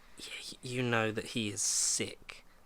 Like he is gonna is the first time I was like, that's an interesting choice for a director of a comic book movie. A comic book movie, yeah. Because obviously, like Spark the previous of the previous work of Sam Raimi was, unbeknownst to me, a wee child who in 2002 did not know what an Evil Dead was. Or Dead-eyed. What a prick Bryan Singer would become. Yeah, of course. Yeah. Who else had done? Ang Lee, great filmmaker. Yeah. Superhero films, Not for so him. well. Yeah, not so for him. well. No, Ang. No. No doing that or anything with Will Smith. Because Ang Lee did Gemini Man, didn't he? Yes, you're Fucking right. hell. Fuck, yeah. Jesus. Stay away from CGI. Apart from Life of Pi, that was overrated as fuck, but it looked amazing. Why did the tiger not eat the little boy? These are the real questions in 2013. Imagine if this podcast existed In 10 20 years years. ago. My God. I really think that, Journey to the Centre of the TARDIS. Why are you talking like that, George? I don't know. It's Kit Harington's a nice up and coming actor. This is my Kit Harington impression. Because apparently in Back 2013, 10 years ago. apparently in 2013, at the age of 16, I hadn't gone through puberty. Jesus. Apparently so. Oh, me soon-to-be wife, Rose Leslie. Me girlfriend, if I'm lucky. Young Kit Harington is now canon in Nerd Bible Podcast, ladies and gentlemen. So, Edgar Wright, but then he's gone. Edgar Wright's gone. Bang! Bang! The He's supposedly he's been dirt is shot. gone. He's been shot by Uncle Ben. He's no longer in this. They No, don't Thomas even Hayden have- Church. Thomas Hayden Thomas Church. Hayden Church shoots Edgar Wright. Bang from Lobster Johnson. Bang from George of the Jungle Villain. Bang from the Sandman. But it's okay no. because even though Thomas Hayden Church has shot Edgar Wright, it's that bit in Hot Fuzz. He's got ketchup in his notebook, so he's just pretended to be dead. So he just goes. He looks at the camera and goes, Dan, you shot my screenplay, but it's fine. I've got a million other pages left. "Oh, I'm gonna make Baby Driver with Kevin Spacey. That can't go Yeah. wrong." You're not stopping me, folks. Because it's 2013 and he's not a proven paedophile yet. But anyway, leans into the camera and goes, "It's alright. I just didn't want to make Ant-Man because Kevin Feige at this point doesn't have a good idea of creative control and letting the director's voice shine through." Because burn. between you and me, I think Joss Whedon's going to quit after Age of Ultron. But then he's going to be a piece of shit anyway that had sex with loads of people on Buffy and kind of ruins your childhood. Anyway, bye! Bye, Edgar Wright. I was gutted. Yeah, I think everyone And was. I won't lie to you, I didn't know who Peyton Reed was. Maybe it was God. Peyton Reed in a At least Thomas you- Hayden Church mask at that least you shot did- Edgar Wright. at least you didn't know who someone was in 2013. But it was Peyton all along. It was Peyton all. I like the idea that they just did a fake Uncle Ben thing and just like... Bang. But I wanted to be in the Amazing Spider-Man universe. Couldn't afford your milk. Why did Martin? Oh God, why are we doing this? Martin Sheen is great. Why does he dive on someone's gun? What's the point? And then why does the man, Unless he as realised he was made of wrestles sand. as he wrestles the gun, aims it up into the man's stomach and then presses? What's the point of that? The other one's much more believable because you don't see it, you just get the whole thing of it's a carjacking gone wrong, and because when the time we do see it, they Photoshop or digitally impose Thomas Hayden Church footage into... Why are we talking about Uncle Ben? Anyway, Edgar Wright's Uncle dead. Bang. Edgar Wright's been... Touch wood, hopefully he's not on the curse list, because we love Edgar Wright so much. I will always live in the hope of I would have liked it. Connor's gone. I will always live in the... God, I'll live in my multiverse. Live in the hope of what a Edgar Wright Ant-Man would have looked like. But I do not think Ant-Man is any of the worse off for it. There is a bit of overhang of Edgar Wright-isms. Edgar Wright-ness, yeah. I mean, he's done enough. Edgar Wrongness says he's not on the play. Edgar He's Wrongness. Wrong. Well, of course I know no, Edgar no, Wright. no. It's me. And I am the right one for the job. It's Simon Pegg and Nick Frost getting Edgar Wright. Of course I know who Edgar Wright is. He's Nick. He's me. Oh, we're so stupid sometimes, but Jesus. Yes. of course, it's Edgar Wright in the cloak going woo, scaring off the sand people, but it's just fucking. It's just Rotten Tomatoes critics and people that write blogs on fucking discussing film or whatever it is. Fucking lad Bible bastards. Anyway. There's overhanging. He clearly did like. There's enough of his story treatment used because he still gets both a screenplay credit, along with Adam Kay and Paul Rudd. But you still get the Joe Cornish and Edgar Wright and the story by. So there's still enough of it in there. Peyton Reed does a great job with what it was. You kind of look at the heistness and you know how that would have been edited, how it would have felt, and like how it would have been an Edgar Wright product. Yeah, especially post Baby Driver. Yeah, you would have seen how that would have looked. Fortunately, Kevin Spacey wouldn't have been in, but maybe he would have. Maybe Kevin Spacey would have been Corey Stoll instead. Yellow Jacket, and maybe he could have been Big Head. He could have been MODOK. He could have been. But thank God he's not, because he's a terrible man. So, I think when we get to the next one, that all those worries are gone because Peyton Reed has proved himself, along with Mandalorian, that he's a very good director, talented man, indeed. And he, had he done a Fantastic Four movie, like a lot of people like, Peyton should do the Fantastic Four, and it was like, yeah, maybe he should, but no, Matt Shackman's doing it, and that's also fine.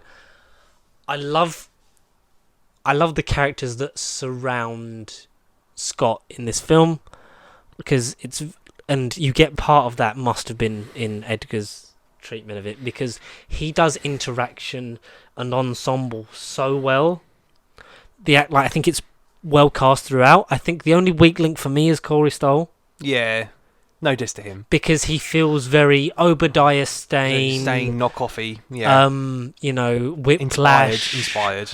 Yeah, kind of not Red Skull because he wasn't. But there's not really a Captain America villain that's done badly. Arguably, he's had the best adaptation to screen in terms of the MCU of his villains. Like he's got that edge of carbon copy, same one villain with the same powers, and it was at that point. It was just at the end of the thing of like, there's not much artistic voice in it. Like there was a bit of Peyton in, but I think you get more of his sense in Ant-Man and the Wasp. Like you had like touches of like, I think Jon Favreau was the only one that sort of had a clear voice through in the early MCU films. Yeah, I agree with that. Yeah. I think the writing's sharp. I think it's funny. I think the stuff with his daughter is obviously going to get a good payoff next week because that's going to be, it's been used in the trailers, and I think she's a great child actress. The one that plays she could have arguably played her in Endgame. Catherine Newton. Not Catherine Newton. The other one in Endgame. Yes. No, not that one. The tiny one because she's about 8 one. In. Yeah, Ant-Man, which would have been 2014 when they would have filmed it. So 9 years later, so that's like 17. So maybe like she could have done it. She could have maybe done it. Yeah. I think she just because when they filmed Ant-Man and the Wasp, like she was obviously not. Was that Abby Ryder Fulton? Yeah, I don't recognise that name. That's her. That is her. Yeah. So she could definitely she could have played come back to it in. She's 14 now. Yeah. Could have done, but obviously because they filmed he filmed I think some of the Ant-Man and the Wasp stuff because Endgame and that were back to back, so there was a short window with those ones because obviously of the turnaround. But she was great. I like David Desmalchin, fantastic. Kurt, getting him back. We're not getting what was the other one? Was it Ray?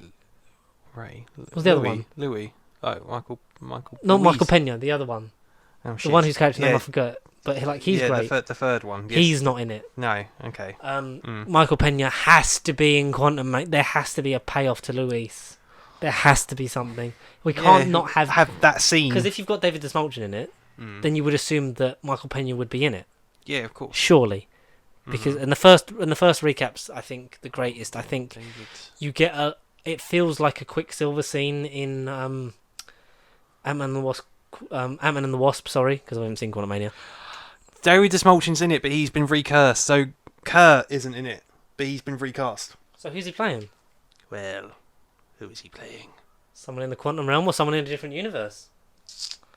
One of Kang's disciples. No, okay, he's up playing a new character called Veb. V-E-B. Veb. I mean, So That's a shame. the red then. character looks to be some sort of red helmeted figure with a goo-like body beneath the glass. So basically, he's a CGI Mysterio knockoff thing, Maybe taking the form of one of his friends. inspired by the What If Zombies episode of Paul Rudd's giant animated head. Possibly. I think that's the idea that they went for. They saw What If and thought, let's get rid of David's lovely face and put him in a red jar. I don't know, but he's recast it. It's not Kurt. So then maybe how would Michael Pena address Kurt and his crew? I think it would have been like everyone had that thing of he should like recount all the events of the MCU like as a mini thing to get to Endgame Infinity War. Like that would have been a cool thing. We've got to have Michael Pena because we've not got the other one whose name you still haven't found for me. What was it? What was the Ant-Man Crew. Ant-Man crew. Ant-Man Heist crew. Michael Douglas, great. This is the one where I like Evangeline Lilly the least because Hope is such a killjoy for Yeah. 80% of the movie. T.I.'s Dave, character called Dave. T.I. Dave, Ray, close. They're all Ray. Dave. These are your first steps, Dave. Yeah. So some of the powers of the crew because I hate that it's gonna be a thing of like we love these characters, we spend a lot of time with them, and we will never see them again. Yeah. But I like Ant-Man. I like the smallness of it. Pun intended. Pun intended. Absolutely intended. Your memories of seeing this for the first... Did you see this one in the cinema? I didn't. It was this and Doctor Strange I missed. I can't exactly remember. I when missed this watched in the it. cinema, actually. The first time I watched this, sorry to cut you, No, was no. on Blu-ray. Because I watched Age of Ultron. I didn't watch this because it was one of them ones that, like with Black Panther, like I didn't see that in the cinema the first time because I had no one to go with and kind of just missed the window on it. But it was like this. It was kind of just out and then I just bought it on Blu-ray. Sorry, continue. Yeah, can't remember when I watched it, but I knew it was one of the few that I didn't see at the time, not for no particular reason. Who is Paul Rudd? I'll pass. Big mistake that fucking was, because that man is legendary. Because of this movie. Yeah, just a really fun, quirky comedy. I kind of forgot that it was a superhero, apart from when he got the suit. I just thought it was a normal, funny family drama comedy, quirky thing that had research and some sort of superhero element in the plot in the beginning. Michael Douglas, great to fucking see him really back in the spotlight after a few sort of years in the limelight. Yeah. Then Uh-huh. Evangeline Lilly, I hadn't seen Lost, so she was new to me. Michelle Pfeiffer in the ending. Michael Pena. He made his name for himself in this movie as Louis. So he helped himself with that. David Smolchin and the crew. Again, Corey Stoll, he still hasn't fucking done nothing for me, but he is the weak link of the movie. What can I say about Ant-Man? Ant-Man 1. A very nice beginning to a hero that I sadly missed, and again, it's one of the very few films that I missed at the cinema and did kind of go, I wish I did see that at the time. Yeah, I don't know. I like the whole, dad who's trying to become better, goes away from the villain life and tries to become a better father as well as a better person, and alright, he has to step up in the mantle and become the superhero and shrink himself, because I suppose not a thing to analyse, but when he actually shrinks, I bet that's how small he mentally feels, because he knows how much of a fuck up he is with his daughter. So the whole him shrinking really sort of plays into the mental aspect of being a shitty parent and not being there for his family. Yeah, that was just how I studied the whole Ant-Man gimmick and the plot. I don't know where I'm going with this, but yeah, cool first movie. Corey Stoll's weak. Yellow Jacket, fine. I didn't particularly want to see that character again. No. Hasn't been it has been answered, and we kind of just have to deal with it now. But we'll have to see how he is next week / tonight / tomorrow, whenever I go and see it. I really like the movie. I love the Anthony Mackie Falcon bit in the middle of the movie, because that kind of felt like the universe was expanding, and it was very unexpected and, some might say not needed, but for the sake of the universe, it was nice to see him stand on his little, own 2 feet. Nice little tie-in, yeah. Yeah, very nice and original. Nice to see again, like Hayley Atwell at the beginning. Some actors like aged up. Howard Stark, John Yep. Slattery, yeah, very cool. And in retrospect as well, like very cool cameo, well-buildy bits in it as well. So all in all, like a good little watch, really. Yeah. That is like whatever fucking movies I'm thinking of, but essentially it's the smallest inconsequential movie, which is probably why I missed it at the time. But in retrospect, and obviously for the sake of this trilogy, it's going to mean quite a bit to Ant-Man Quantumania. It is. So it's a good, worthy first instalment. And then back onto Civil War. Yeah. The end Plus credit stuff- scenes for this yeah. were Oh, for yeah, Civil yeah. War, because this is the first time, if you don't count Mhm. Iron Man, Yeah. that a character has had their, intro movie, their origin story, and then immediately been thrown in a team up. Right, I see. Yeah. Because you had Iron Man in the post credits of Hulk. You had obviously you've had films that then like the characters are in it and then they're in the Avengers film after it or whatever. Oh wait, no. So you would have Captain America technically. So it's like the first time since then. Oh, yeah, okay. Mm-hmm. Technically, but then like you've had ones where it's been like, and then the Avengers, and then like they're all like they've had runs of like a couple of films in a row or whatever. But it's Yeah, it's I weird get that what it's you mean. kind I of, get what you mean. here's a Yeah. new guy and throw him Bam! in. He's important now. Yeah. Yeah. Thank you for watching it. And it was like, and not just that, he was a big, pun intended, part of the plot. I think he's used well. I think he's used like the Hulk in terms of how he's used with the others. Like, it's sparingly, it's effective. His big old power at the end is the set piece. Mm-hmm. Yep. Giant, man. Yeah. Giant mode. And we look forward to seeing that again. That's going to happen again, right? Yeah, he's definitely got to grow big. One Yeah. variant of him has got to grow massive. Maybe get out of the quantum realm. Mm. Headbutt the ceiling of the never-ending darkness. Headbutt Jonathan Majors. Yeah.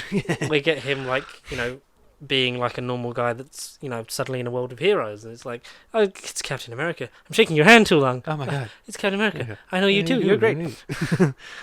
Oh my god, you're the Birdman. You're great. Oh my god, you're a Batman. Hey, we had some altercation before. Don't hurt me. Fabulous. Yeah, I do. I love him in Civil War.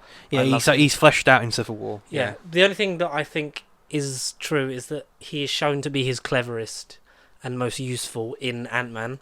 Like the whole scene with the safe. Yeah. It's an old safe. It didn't like the cold, I feel like that iceberg did. And then like pours the water into the locking mechanism, then freezes it with liquid nitrogen. It expands. That's how he breaks the safe open. Just some of the stuff he does. Like, he's a very, like, obviously, like, he's a clever guy that had that job and then like used his job to turn against the company that then sent him to prison. So sent him over. Yeah, screwed him over. And he's very good in the stuff when he does it in old bloody whatchamacallit? Ant-Man and the Wasp. Ant-Man and the Wasp. No, Ant-Man and the Wasp. Just like in terms of the stuff he does for the heist in Ant-Man. And I think he just becomes a bit too silly and the comic relief guy, which I hope we get back to the more serious, like, because we're going to have more serious repercussions and, his whole thing about missing time with his daughter. Hopefully bring him back onto more serious ground. Or at least we hope. So, yes. What now? Well, Ant-Man and the Wasp, isn't it? Ant-Man and the Wasp. Ant-Man yes. 2 and the So, Wasp. Guest star in the Wasp. It ends with they're in prison, and we pick that up nicely with him and Clint cut deals to save their families. And I wish we'd seen a bit more of Clint's in Hawkeye, but what we get the whole main story with Scott under house arrest, wanting, like, he doesn't really care about being a superhero. Like, it's time with his daughter. There's a through line. A through line really for, like, his daughter is the motivation for everything he does, really. The whole reason he steals the suit, the whole reason he tries to give it back, the whole reason he becomes a hero to be a better person for her. He he's lost his friends in Hope and Hank, because he used their tech. Their whole getting the team back together thing of basically making up for the final act of Ant-Man and the Wasp is great. Hope actually gets to be the Wasp and you know we actually have a female superhero like we should have had. And I think, like we said before, like having Scott Lang instead of Hank Pym be the the main portrayal of the Ant-Man works, because then you don't have another Tony Stark type in terms of like you get all that through Hank's interactions and from what we know of the early days of S.H.I.E.L.D. and the fact that he was part of it, but we get a fresh take. We get someone who is kind of forced into this life. And like we say, the hangover is completely gone from Edgar Wright. This is fully Peyton's thing. It fits so well with the tone of the first one. It expands on it. And I think while I enjoy this one probably slightly more, because this was one of the first films we saw doing this. Yeah, we were right at the beginning, yeah. Yeah. Michael Douglas Doesn't Care. Is that episode 7? Something like that? Something like that, yeah. Yeah, I think you're right.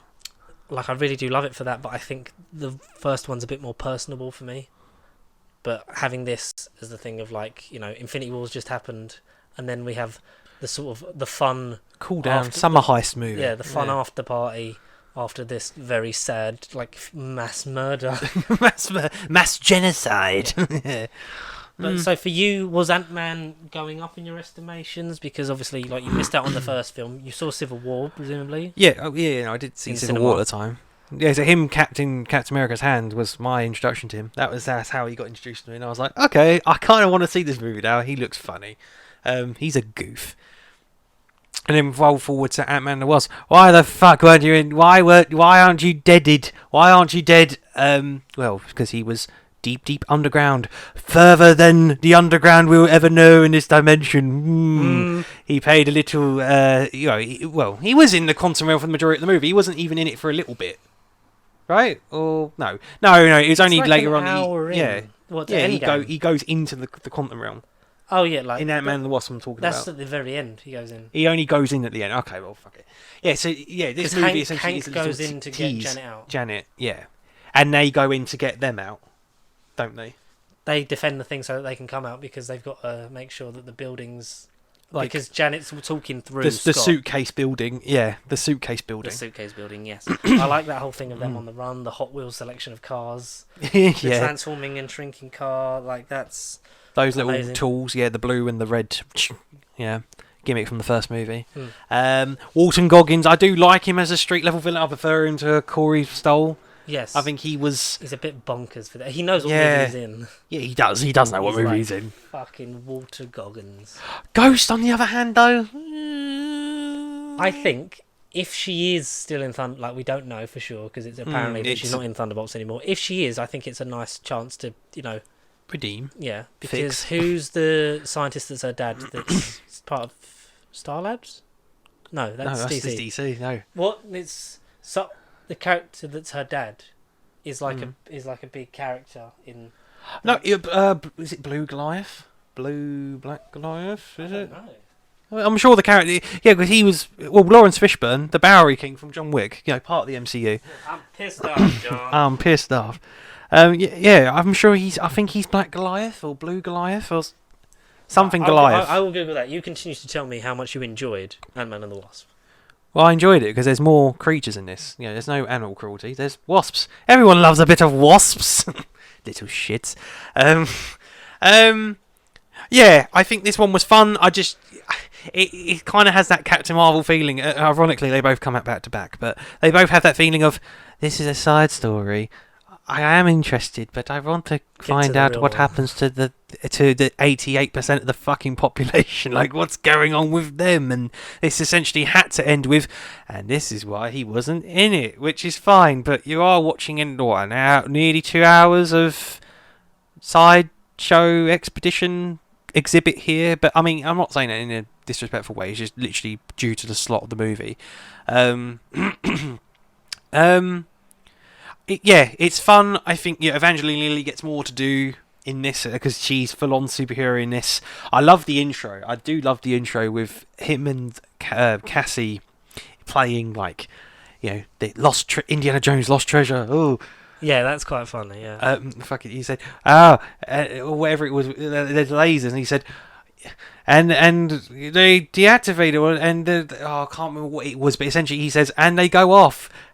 I said, the lasers disappeared, and it's the ants in little in cardboard boxes, and they're like, oh shit, and they have to remove the trap lasers and the slide and everything. Jimmy Woo, Randall Park.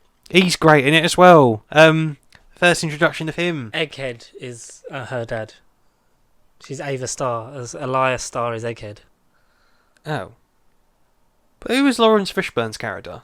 Lawrence Fishburne was Goliath, yes. Yes, I was right about that. I'm talking about Ava Starr's, like, Ghost's dad, because her dad's doing the experiments. The thing explodes, killing all of them except her, and then her body chemistry is altered, thus needing the energy from the quantum realm to stabilise her. Stabilise. Which, yeah, which would have meant that surely, she, if she was in another film, there would have to be an explanation as to why. Like, she's Still either around. cured, or like, has she got contact with them? Oh, fair enough.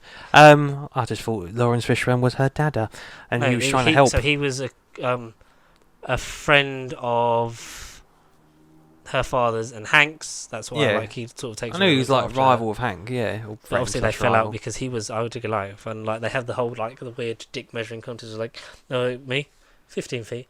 Oh, still Yeah. biggest, 65 feet. Yeah. Funny innuendo.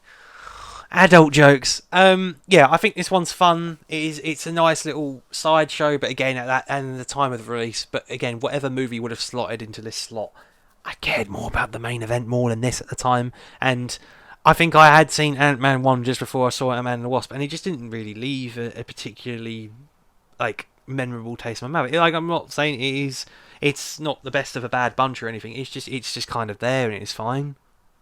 I still like it. I preferred it better on the rewatch, but it's still just kind of a there movie for me.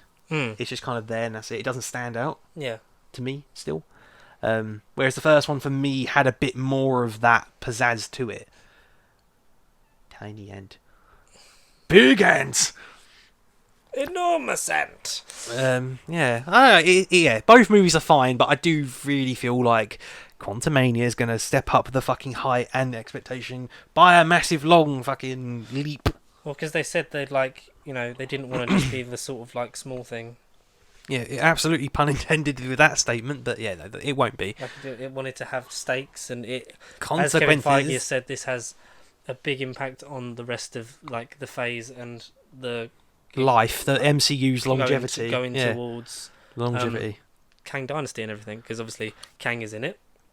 Mhm. But before he fights Kang, Yeah. he fights Thanos. So he's got a bit of a bad rap of the fact that he fights two supervillains in 2 appearances. Like Yeah, right. You can't get some peace. You can't fair get play peace. to him, because not many people can say that in back-to-back film appearances he is fighting, because Thanos twice doesn't count. No. It's the same guy. But to go from Thanos to Kang is obviously going to be a difference. But in Endgame, he's well utilised. He is sort of like the audience surrogate, because this is the first time he's actually part of the Avengers. Right, full on. Yeah. Because when he comes out, is like he doesn't, he's obviously missed more time with his daughter. Another bit of the through line. That's why he thinks about, and then again, like a flash of his cleverness, but we don't get enough of it because they just make him act a bit too stupid and a bit too like, someone to take the piss out of, like, you want to go to space, puppy? You want to go to space? Whereas, as I said, Ant-Man proves that he is a very clever man. But the fact that his whole idea, if you could enter it at a certain point in time and exit it, and like he basically comes up with the concept. But they make him a bit too like, it's Paul Rudd. He's got to make people laugh. That's the only downside as the films go on. I think we're going to get back. He's the funny man. Yeah. Yeah. Now he's going to be serious, intense, and important moral stake man. Yeah. But here we go again. Like, we actually get him being part of it. He is, they're kind of in awe at this, but also like, this is serious. But you can see him at points having fun doing it. Like, Yeah. you got this, guy. Yes, I do, Captain America. I believe this is yours, Captain America. It's such a great moment in Civil War. Yeah, I'm good, Arrow guy. Let's go. And he gives us the whole, as far as I'm concerned, that's America's ass. Yeah, the most memorable meme, MCU meme. That is America's ass. He is a lot of fun to interact with. It's nice that, it's like he gets the thing of, I think it worked. And then he gets the big entrance after the biggest entrance. Like, everyone's through the portals, and just when you're like, can it get any bigger? Out fucking explodes Giant Man from the rubble holding War Machine and Rocket. And Yeah, just after that, because just before that you've seen the, Yeah, see you on the other side, man. Like as if like fuck, they're gonna drown, and he's not gonna get there in time. Oh, he has Hulk as well, doesn't he? Because because I don't know if it's the same for you, but when Hulk's talking over the thing, like Mayday, Mayday, there's like can anybody copy? Like the first time it doesn't sound like Mark Ruffalo, it sounds like Yeah, he Cap did. or It someone else. sounded like Cap. Yeah, and it's like, yeah. yeah, never can copy Mayday, and then it's like, oh, that's the Hulk, but it's like, that was weird. I know he doesn't get major screen time. He gets more than others that just appear in the battle, and obviously appears at the funeral with the rest of the Ant family. The Ant family. Yeah. What was like? Did you ever? Because obviously there was a clamouring of people like, "Where's Ant-Man? You said everyone's going to be in it. Like, where's Ant-Man in Infinity War?" And everyone was. It was nice that everyone was clamouring for Ant-Man to appear in an Avengers film. I know Which it was a bit reached that weird. point It was in weird to society. think. Yeah, it was weird to think. That, I mean, he was integral. I mean, he's the reason they won. He got the Avengers out. He escaped the Quantum Realm. He got them to. He got the few surviving remnants to actually get their heads together because they all given up after 5 years of just waiting for nothing, or after killing. That was before they killed Thanos, like Yeah. main Thanos. Mm-hmm. Yeah, so he was the inspiration. He was the motivation. He is the reason why 88% of the population lived. All because of Spider. Thank you, Spider-Man. All because of him. Mm-hmm. Not because of Tom Holland. All because of Spider-Man, Yeah. who turned into an ant, and is a man, and is funny. You want a picture of me? I'm Ant-Man.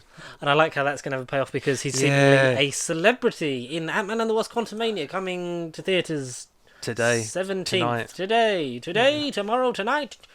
To when? To Quantum Land we To go. Quantum Land we do go because Quantumania is coming out. Are we excited for it? Yes. Oh, absolutely.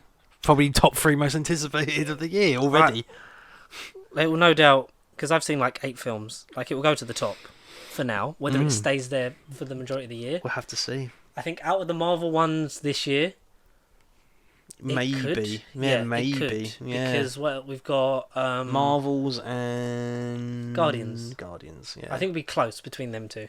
But obviously, there's Yeah. apparently it's been review bombed and it was at 53% on Rotten Tomatoes. It was rated rotten, but then it's gone back above 60 because it's still quite a long film. People obviously, the thing that expectation and hype, it's killing it and then re-killing it, and then you like with Doctor Strange. The hype of everyone's in it, and then when you lower your expectations, you're like, actually, that was it's good. a good movie. Yeah, yeah. Um, No, I am sucked. think it'll be good. I am sucked into the hype for this. I hope it won't disappoint. It's I'll be Jonathan fine Majors with versus Paul Rudd. It's one of the Yeah. most serious villains. it. In against all of comics, yeah. One of the most silliest of characters in terms Ever. of the film, because Scott gets a bit more depth in the comics. It'll be nice to like the payoff, like what's going to happen. Is there going to be casualties? Apparently, it's not going to be Hank Pym because Michael Douglas wants. well, yeah. I'll come back for the full fun if I As get long as to you die. finish my As arc long as and you they kill me. kill me. Kill me! Kill Come me, on, please. I want you to do it. Hit me! Ants. Ants. Ants. Best marketing ever. Who will it be? Like with Guardians, who will die? I don't think it's going to be Scott because I don't think you do it again. But also, I don't know if you end another film with him coming out or being trapped in the quantum realm again. No, you can't do that again. You can't do it 3 times, but maybe they can, and it becomes Maybe they can. Oh. I'm looking forward to Kang because this is going to be the best Yeah. villain. Hopefully, In that a we've had while. In a while, yeah. It should be. Let's be real. It has to be. And even if this variant is subpar, there's a whole dynasty of him waiting to be unveiled to the It's- world, it's into gonna the be, multiverse, into the cosmos. Will he be integral? Like, will Scott be integral to the Avengers winning again? Yes, because of whatever happens in this movie will eventually pay off in Infinity, Kang Dynasty, and the war that will no longer be secret. Yeah, I think he will be pivotal to the victory in the end. But whether that will cost him his life and the life of his many ant brethren, we'll have to wait and see. Because Kang is here, and he's here to conquer all. And he's going to kill some motherfuckers. Because, again, this movie's got to have some stakes. Big stakes. And the Big, little man juicy is stakes. getting squashed. Yeah, he's going to Wow. die. Scott's going to die. You think Scott's going to die? Yeah. Well, It's we'll going to be an see. emotional death. We'll see what happens with Ant-Man, Wasp, and Stature against Yeah. Kang. purple. Thandie Newton? No, Catherine Newton. Thandie Newton's a different woman. Yeah, Jesus, completely. But When are you gonna come down? when are you going to land? Because I should have stayed at home. But I'm On really the excited. phone. I'm really excited for MODOK. Let me just put that out there. So, are you ready for Ant-Man and the Wasp: Quantumania? A full spoiler-filled review next week. So get all your Ant-Man thoughts and feelings and hopes and prayers and dreams, Hashtag prayer for Anthony. and you get them to Awkward pause, just for dramatic effect. Nerdbiblecontact@gmail.com and Pacey Sheep across all of the social fairs. grams. The social The grams. social grams. Facebook, How many Instagram, social- Twitter, TikTok. TikToky talks. This might get a reaction. It will get a reaction from some Something will happen to time. But until then, enjoy Ant-Man and the Wasp: Quantumania. Continue to believe that George Clooney will be in the Flash. And we shall see you next week with more photos of sexy Shooty Gatwa looking... Oh, he just looks fabulous. He just looks so fabulous. Anyway, Adore that man. adieu.